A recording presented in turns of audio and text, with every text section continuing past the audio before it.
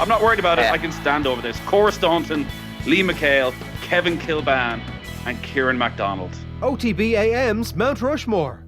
All right, we're moving our Mount Rushmore over to the Garden County. It's moving on to Wicklow. We've our judging panel of Paul Howard and Tom Malone going through the ringer a little bit later on with their 4 selections. But to set the tone for the day, and it's been controversial, plenty of controversial days so far, comedian, broadcaster, physicist, Wicklow County minor. Yep. Profile says he's infamous bricklicker for one day only. Dara Ó Briain, the only thing that matters is the Bray stamp on your passport. You're welcome to the show. It's a pleasure to be here, lads. It's a pleasure to be here. And Bray is very much key to what we're doing here. I think that finally Bray can dump the rest of the county because this is a solely Bray-only thing. Is there a tension between, because these things can't exist? Look, I'm just saying that the Under-16 football championship in 1988 was tense and that there are scars between ourselves and Rathnew that will never heal. And it was also split 2 ways because you only ever met Arkle right at the very end. So there's a lot of simmering stuff that goes on in this county that people don't recognise. Once in a GAA match when we were chased out of Lara or somewhere, and somebody shouted, "Asher, you're only a garrison town," which was an insult. 80 years in the making. Honestly, we're in the van home in like that underage GA all piled into the back of a van kind of thing, going, Where's the garrison? And we think it was the thing that later became the FCA. But anyway, you're only a garrison town. Look, I'm just saying. I put the ball in the net from a position that they said the ball was already over the line. It was impossible. Look, scars. They're old feuds that have to be fought. So no, Bray only. Who else do you have? Did you say football? Did you say football? I played football, and hurling there wasn't a huge hurling pool, but I played mainly football up and down. There was a light this time of the year, which I don't think is spoken of enough. There's a light that indicates it is football time, which is, it just comes across, the mountains in Kilcool or whatever, and it's just that early evening light when you're an underage player. It's just quite beautiful. It's a lovely thing. And then somebody picks a fight with somebody from Kilcool and everyone has to run up the field and join in. And I remember many times where I would sit on the grass with the opposing fullback and we chat about the leaving cert while the other 28 players were all in some mill in the middle of a field on a beautiful summer's evening. So yeah, mainly football got me up and down the county. You did you played county? No, got me up and down, travelled up and down the county with it. I was a county trialist, but it's all politics. And they only had the number 14 marked out, and I scored a crack. Anyway, look, you really are scratching old wounds here. But I got on for 30 minutes in a hurling championship, actually, probably the year earlier, if you know what I mean, when I was in 5th year rather than 6th year. And it was John Henderson, Kilkenny legend John Henderson, who was looking after the team at the time. And we played a game against Meath, and I was put on for the first half, and I was then yanked at half time. There was a lot of leaving cert chat. Is that what you were saying? Well, you know what I mean? Like I'd stuff, mocks coming up. Who knows? In fact, it was a year before the leaving cert. I was free as a bird, but I had other things. My head was elsewhere. I was a young man. I was probably in love or something. So I admire Connell's focus in that situation. But it was. You think these things sitting here, and you very rarely get a chance to sort it out. But 30 years later, I met John Henderson in a pub in Bray, because he lives in Bray now, and he was introduced to me again. And I said, "Oh no, I know John Henderson." And then I told him how he had started and ended my minor county career, and it remains a kind of a joke between myself and John Henderson, in as much as he goes, "Oh, that time," and he's not totally sure how angry I am about it, but he's going to go, "Oh, ho, ho, ho, ho," and I'm there. So that was my intercounty. All it means is that I can claim to have played minor at an intercounty level, and no one can ever take that away from me. Can I just ask, when a town like Rathnew is referring to you as a garrison town, what sort of rich culture are they sitting on that allows them to point fingers at a garrison town? Listen, who knows where 1798 started? Who knows where those pikes were sharpened? So Rathnew may have a brave revolutionary history that Bray, as a Vichy town, was not a part of. So I wouldn't question him on that, whatever. But if question was asked of them again, I'm sure Rathnew would be there for Ireland. We better get stuck into the purpose of the business here. Yes. The Wicklow Mt Rushmore. I'm just setting the context of I will be incredibly dismissive of anyone who's not from Bray. Because that Bray was it was a cauldron. It was the crucible of sport in Wicklow.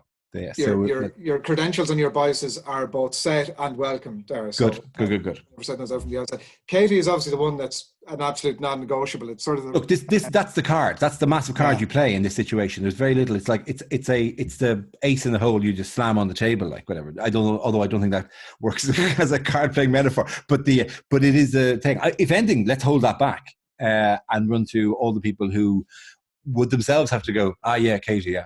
The floor is yours. Darren Randolph, seeing him pop up in at the Emirates and going, he's from Bray. That was a very nice thing out there. So I'm very fond of Darren as well. Darren makes the list, and then I'll include Laura Whitmore as well. What the hell?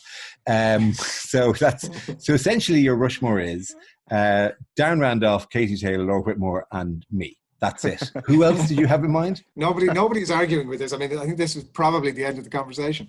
It is. How do we word this sort of correctly? It's Katie's obviously the serious exception to it. Darren Randolph, as you mentioned, I wasn't even aware that he was from Wicklow.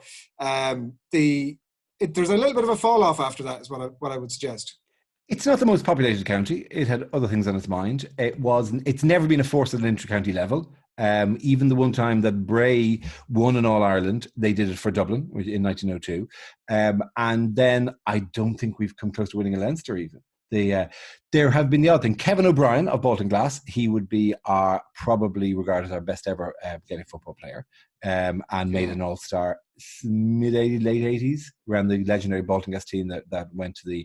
Did they win the All-Ireland Club Championships, or did they just get to the final of the All-Ireland Club Championships? But there was at that point there was a great generation there, and Kevin O'Brien was our number 11 in the All-Star team in one of those years, which was a surprise to all of us. Well done, Kevin. But there is, I mean, then you're into the random celebrating of what we get in the way that Ireland generally. This is the joy about Ireland is, occasionally on an Olympic level, we randomly get somebody who pops up through some genetic fluke, and then we get a medal out of it, that's great. So Wicklow plays that role within the country as well of being a small population that occasionally a spike occurs. Right? You have a list. I know you have a list. Tell me the list is. There's a list. So actually, one of the things that I wanted to come to you on, and funny you should mention the Garrison Town aspect of it, the rugby potentials that have been up for discussion. Jamie Heaslip in Kildare, you would have thought was an absolute shoe-in, didn't make the cut. Right. Shane Horgan in Bees, again, you would have thought should have been up there, didn't make the cut. And it's, I think, possibly representative of a tension between Ireland and the game of rugby specifically. But I mean, Wicklow has been to the fore with some big players have moved on to coaching. Obviously, Leo Cullen in the mix, Reggie Corrigan's in the mix, and Shane Byrne, who like Leinster, Ireland, and Lions as well. So like some big names there. I don't know if you've a leaning towards one of those over the other. I don't. Leo possibly. Actually, no. To be honest, no. Look, it's not my game. To a huge extent, sorry, it's not. It's always. I've always had a weird blind spot about rugby. Yeah, but you're not alone. Is the point, right? Yeah, there's that bit of a tension between Ireland and rugby. I think. Look, I also, and I don't know if it's ridiculous to be holding on to this, but there's rugby schools versus other schools and all that kind of stuff. Like if you're in that corridor, as I was, that. It was a different game from a different class or different group of people entirely. It was played within a certain number of schools in the Dart, and I wasn't on one of those schools in the Dart. I was on a different school in the Dart. I was in the only all-Irish GAA playing school in South Dublin, and I remember going back to our old school and I said, it was like that cartoon at the start of Asterix, where there's a picture of a corner of France where it's Roman encampment, and then the Gaul village in the middle of them all. The school Clochon was this strange outlier, GAA outlier in the middle of that area. So that, I think, has coloured my views slightly. I've met loads of those lads, and they're really nice guys, and they're lovely, and I thrill for our success. But equally, I can't claim to be any scientist about it or have any knowledge on it. And I think there is an element like. Am I wrong to say that and I don't mean to do down the game in any way. People get very defensive about it, like whatever. That its success is still built on a relatively small population, or in comparison to if the football team suddenly, if the soccer team suddenly did really, really well, I think it would the rugby team would, so you'd see a more accurate representation. But because it's doing so well and we're all really happy to enjoy the success, I think it's still based on, if it came to a vote like this, I think you'd still find the core supporters for other sports. Yeah, it's difficult. What I would say is it's been too easy for the selection panels from those counties to dismiss the rugby players and for most counties, because it doesn't carry the same weight as football. It's just football's so pervasive, and rugby is not. There are some other contenders. One of them that really jumps out for me was not a story that I was aware of at all. There's a guy called Joshua Pym. I don't know if that's a name that rings any bells for you or not. This is a guy it's very much back in the day, but he's a Wimbledon champion. He won this is all Wikipedia stuff now, and Paul and Tom are going to paint some actual detail on it later on. But he won the English and Irish doubles with his playing partner, Frank Stoker. Frank Stoker? Brother of Bram. Yeah. Wow. That really was a small pool, wasn't it? I mean, and how far back are we going? Are we back when it was this? Yeah, this is a smaller, where real tennis is probably still the big game in town. Like he was an amateur, I think. He was an amateur. There was a story of him. He got to the Wimbledon final in 1891, got knocked out in the challenge round in 1892. Now, was playing with, this leaves Michael Jordan's sort of food poisoning in the halfpenny place here. Yeah. He was playing typhoid that year, so you know. It's not a performance enhancing situation, typhoid. That wins in any of those, when they all meet, in an afterlife, and he goes, yeah. Oh, right. Oh, did you have a bad stomach bug? Spurs. Great leveler. Yeah. Was it a bad lasagna you had that day? Spurs, was it? I had typhoid. So that's astonishing. And he came back from typhoid, or did he? He came back from typhoid, and I think, if my Wikipedia recollections are correct, won Wimbledon then the following year. Jesus, I mean, there's kind of a Bert Troutman element to that, isn't there? That's a thing that would kill a lesser man. And from where in Wicklow, by the way, do we know? He was from Bray, I believe, as well. Look, see, all roads lead back to the seaside capital. He went on to live in Kingstown, I think, Dunleary at some point shortly after that. But that sort of information we're just... That's not part of this. This is part... Look, we've all, Bray has a long tradition of hiding typhoid. And long may it continue. And various other, kind of infectious diseases that we've not, we as a country we tended not to. Typhoid Mary is a very good example of an Irish person abroad who refused to believe she had typhoid, even though she gave it to 15 other people and killed them in New York. So we have a glorious tradition of ignoring typhoid. Oh. Yeah, did you know that? Oh yeah, that's where you get. Yeah, she was asymptomatic. They had to lock her up eventually on Ellis Island because she worked in a house. 4 people died in the house. Then they called, maybe, and they fired all the staff. She went to work somewhere else. People died in that house. They said to her, "You can't work anywhere else. You're clearly the reason for this." Because she was like a cleaner working in the house. So they're basically, and so she went under an assumed name, worked in another house. 4 more people died in that house. I don't know, the numbers are the 3s and 4s and 5s anyway. And eventually she lived out her life in Ellis Island, or in a sanatorium, I think on Ellis Island, refusing to believe that she had anything. She couldn't get the concept of asymptomatic carrying of the disease. And, she'd be one of the ones going, this lockdown, she'd be with Gemma O'Doherty now. Typhoid Mary, Gemma O'Doherty would be in the High Court right now fighting for this. So she was very much the original John Waters in this situation. So yeah, Typhoid, she won from Mayo, who worked as a cleaner in New York and whenever that was, yeah. She obviously hadn't got the moniker before she's... No, she didn't arrive. She didn't, in interviews, she didn't go, "I'm Mary, but most of my friends call me Typhoid Mary. Don't ask why." And but I'm available to work. Just email me at Typhoid Mary at Ellis Island Sanatorium. I'm available for hours. Is this going off the point slightly? Anyway, sorry. Listen, that's what we're here for. Okay, Grant. Well, I accept that Jonathan Pym? Joshua, yeah. Joshua Pym can now knock either me or Laura Whitmore off the Mount Rushmore, leaving the other two on. And maybe one space for a rugby player. Maybe, we just get the faces and do kind of a mash thing where we make one face that represents them all. And that would be... Reggie Cargan was in bars in... It's always weird, when there's people you knew you'd heard of in school, and Cargan we'd heard of in school. In fact, Cargan, played for Emmett. I think I played GA with Cargan. a couple of times. Right. Oh wait, no, hang on, yeah, because he's from Bray. So Corrigan's on the mountain. The Bray Mountain is taken. Yeah. Corrigan played as far as I've met him, and we played GAA together, myself and Corrigan. So in the day that people would get dragged onto teams, and play, and we'd have the Pres lads would play for a while until they had to go and they play their rugby. There was a huge thing about who's available at different times of the year, and should we be loyal to the players who only played Gaelic football, and that presumably happens in every club where there's loads of sports. Clearly, he must have been a memorable player then. Well, it didn't happen that often. I think he was a couple of years older, or I think a couple of years older than me. So so it was like I may have been at the base of a squad of the under-21s when he was playing, or something like that, as far as I remember. Yeah, but he wasn't part of the year that went through. I think he was a couple of years older than my year of rugby playing dilettantes who occasionally picked up the round ball during the summer to keep themselves fit. Never had typhoid though. Like, this is quite something that is elevating Joshua Pym to a whole new level here in terms of... It is, okay, for the typhoid, he overtakes Darren Randolph, who as yet has not contracted any kind of who knows? Jesus Christ, let's not say that. Let's not say anything just in case, But anyway, so yeah, okay, Grant, I'll put him above that. Who else have we got? That's cyclist, wasn't there a cyclist? Legendary cyclist. Was he from Bray?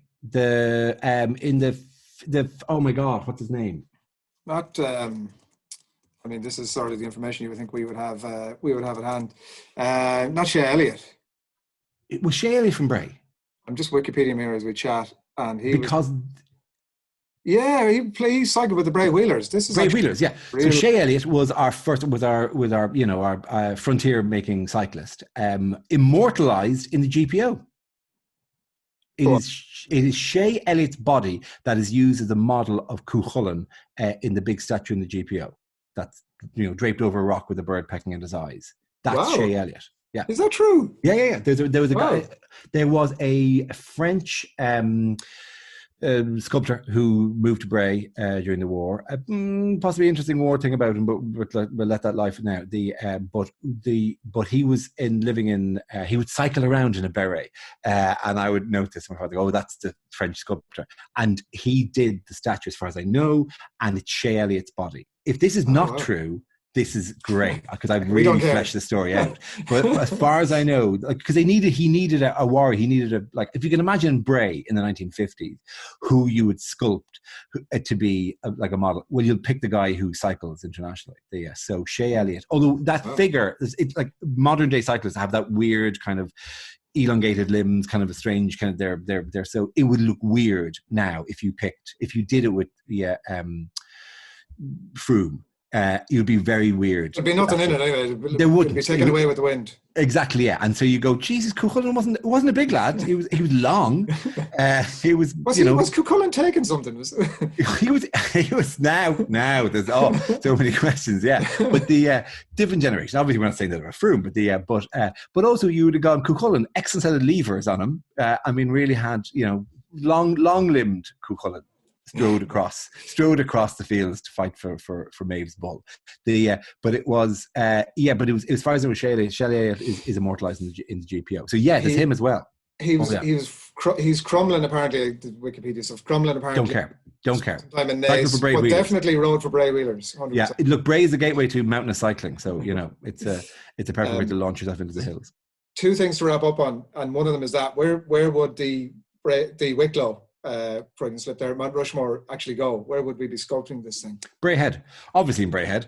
It is both a mountain that faces the population, so it could reinvigorate the tourism industry there. It would stare down onto the town, and also it would stare away from the rest of Wicklow. So that look, I'm sorry, that wraps the whole thing up perfectly, to be honest. It's just Bray people carved onto our mountain, looking at our town. And towards Dublin, but shunning. In fact, if you want to sculpt their backsides on the other side, facing Greystones, that'd be fine with me as well. Look, Katie. Yeah. How are you going to get over Katie? What are you going to do? What are you going to throw at me? Shane and the other soccer lads, we've had a couple of good ones. But Katie. We were chatting last week. We did County Down last Friday, and we were saying, they've got Rory McIlroy and they've got George Best, and we were saying both great contenders for the All-Ireland Mount Rushmore. Does Katie Taylor make the All-Ireland Mount Rushmore? I would say she would, absolutely, yeah, because it was one of the more convincing gold medal wins, and that now she's followed up with. We're trying to count how many belts does she have at the moment. I was in the XL. To see that, now a hospital, COVID hospital, but it's that very room. But I was in there. There's a photograph I used to show people that I took at the time of a woman with a beehive turned away with her hands in her ears. And I would guess people would guess who it was, and no one ever got it. It's Princess Anne, who was about 4 seats away from me because we black seats in the BBC. Princess Anne was attending it because it was, I think, it was the first women's boxing final anyway. Yes. And the noise, because of the 10,000 seats, 8,000 were Irish, easily. 8,000, 9,000 were Irish, like whatever. On a randomly assigned computer draw, we had got 8,000 of the seats for the final of the women's boxing. And the noise was insane. And Princess Anne was like this, cowering from the noise. And I took a picture of her, and then she turned around and saw me and did this face. And that was my interaction with Princess Anne. What was your interpretation of? I got it. I did a bit of a go on thing back at her, like whatever. There was no place we could do chit chat, but we both. I know. Got the noise. I know. So that was my interaction with her, and then. Okay, and also because we had no idea how she was doing as well. It's a confusing sport thing with this, so there was a lot of fretting in the room at the time. There was a point because the BBC were covering us, and normally it was supposed to be just us going, "Oh my God," myself and Ed Byrne. "Oh, this is terrible." We'd have a little microphone. The microphones couldn't pick anything up, so they had to give us those 1950s microphones that had a metal lip on them. The lip mic, hold up like that, right? And they gave us those. You can see why they use those in stadiums. They gave us those, but it looked like we were commentating them. We're not supposed to. We were supposed to be just making, "Oh my God, I hope she's doing okay." Kind of just. It was just supposed to be, verite, just kind of like capturing our things as we said them. But it looked, we're verite with this ridiculous microphone to our lips, like whatever. And then I stood up and roared, lifted my hands above everything when she got it. Didn't think anything else of it. Went to the Irish, whatever the Irish Olympic Centre, the hospitality centre was that evening to watch it, and met her mum and her sister and said hi to them. And then they showed the report, which was mute in the background, except for the bit where I rose up and my shirt came up with me, and my gut was, and it's the worst television image I've ever had. It was just, oh Jesus, that's not good. And it's led to no lifestyle changes at all, of course, but but it was still, oh yeah. I've never met her, but I've met various members of the family. But yeah, absolutely. I think she totally was, absolutely, entirely. I mean, who's going to dislodge her on that? Yeah. The tension was unbelievable. That I was there having the tension of that exact thing, because we all went over on the basis that this is going to be a cakewalk and she's going to get done, and that we want to be there to see that. But the tension at that moment when the fight ended, and what seemed like 24 hours between it and the decision being announced, was just incredible. Because furthermore, she won the first round, lost the second round, and then won the third, as far as I remember. And so it was not clear. And it was a very good fight, so it wasn't clear cut, because Nicola, what's her name again? Nicola Adams had been on before and had been imperious. I mean, one of the great performances of that Olympics. Nicola Adams had just been fantastic, like whatever. So the room was all buoyed along anyway. And then was the young American girl, I think, who won the other ones, because we all adopted her for the third. For some reason, the Irish all swung behind somebody because we were just so up about the whole thing. But the closest of the three finals was Katie's, because there was a rallying comeback by the other boxer in the middle round, and then we'd no idea what was happening. So yeah, it was interminable. That it was a tough one, but listen, it was glorious. And then the anthem, and listen, it was lovely. I cried on screen, but I didn't see myself crying on screen because I wasn't looking at it, because I'd seen my belly appear a second earlier. Can't watch anymore. No.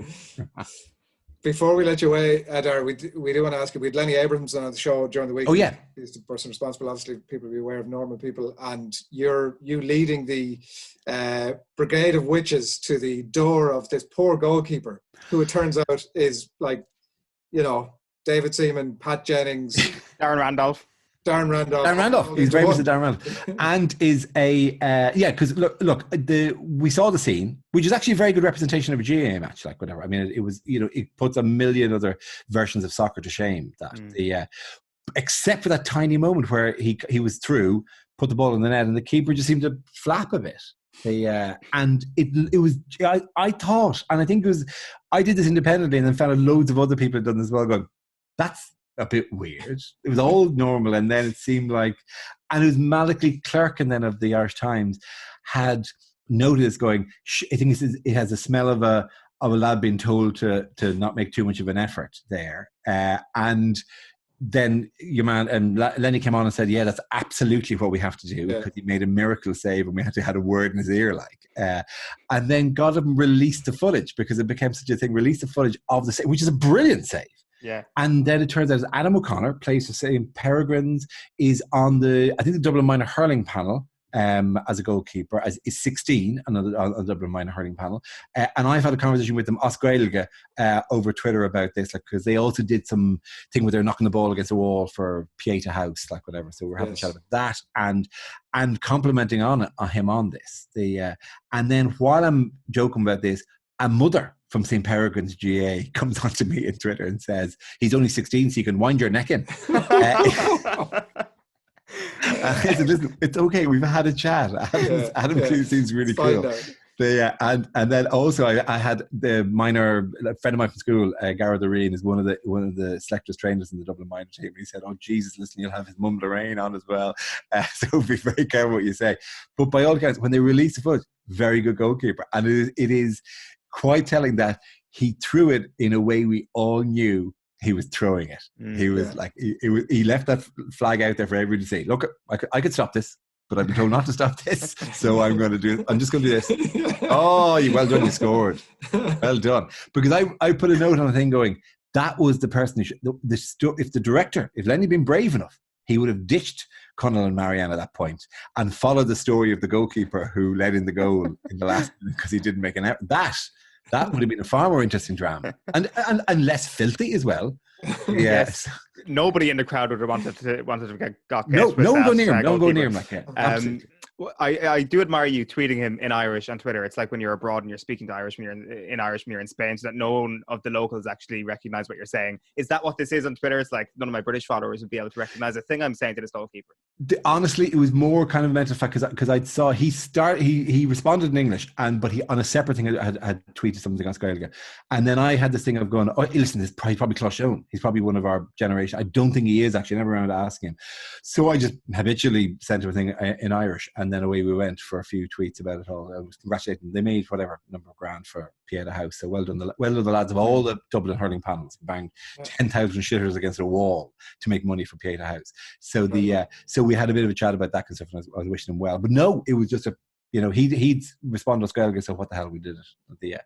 And then for some reason, I think somebody who's a comedian called Ivo Graham, who's a Swindon City obsessive and so got involved. And I said, oh, you must. I had a chat with him, forgetting that the entire conversation was in Irish, and Ivo Graham from Swindon was not going to enjoy any of it. So I directed him to this conversation. Oh, you should look at that. And you should try Google Translate, and maybe you'll find out what we said. Dara, you've been absolutely brilliant with your time. You've done exactly what we asked you to do. You've set up the I was going to say Bray conversation, the Wicklow conversation. See what I've done there? I've made it about Bray. That's what Bray does. We're coming back at some point to talk about that Ronaldo statue over your shoulder there, so we'll do that another time. I'm more of a messy man as well, unfortunately. Would you be? Yeah, I think that you think that's Ronaldo. Yeah, it's not. It's something a delight. Good. Cheers, thanks a million, It's Dara. an absolute pleasure. Brilliant with your time. Thanks a lot. OTB AM's Mount Rushmore.